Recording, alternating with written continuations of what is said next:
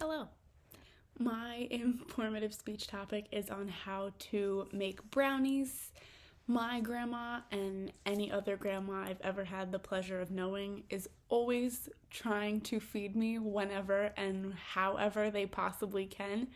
I think they probably sleep better at night knowing that my pants no longer fit after I leave their house.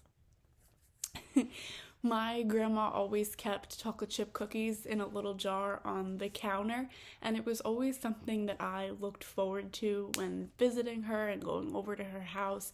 They were always there in the same place, same time. It just created a very comfortable environment for me. It was something I always enjoyed, especially when she taught me how to make them eventually when I got old enough.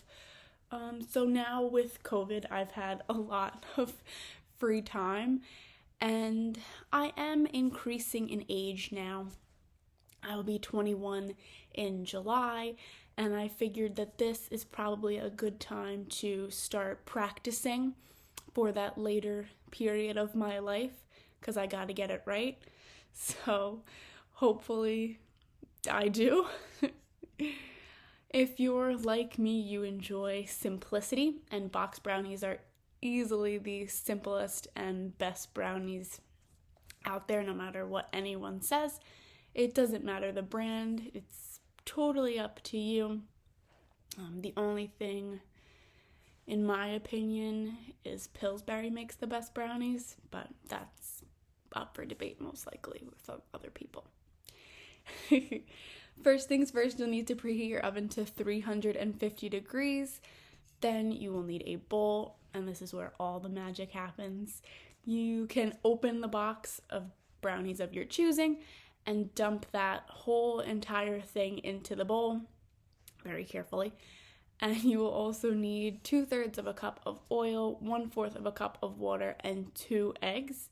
The directions recommend stirring it 50 times. I personally just stir it until it looks right. You can do it however you'd like, but I just do it until I'm satisfied, and you should too. As we all know, grandmas never follow the recipe anyway. It just comes from the heart. Next, you can take your brownie pan. Brownie pans tend to come in different sizes. I personally use a 9x9 pan. The only thing that matters when using a specific sized pan is how long you leave your brownies in the oven.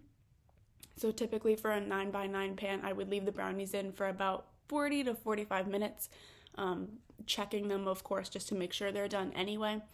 If you have a shallower pan, you would leave them in for less time. If you have a thicker pan, you would leave them in for a little bit longer.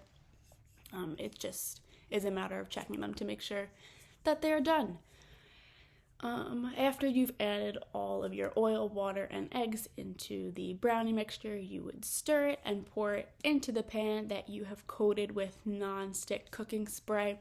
That is very important because you do not want your brownies to stick to the bottom, because that just creates a mess and you don't want your brownies falling apart.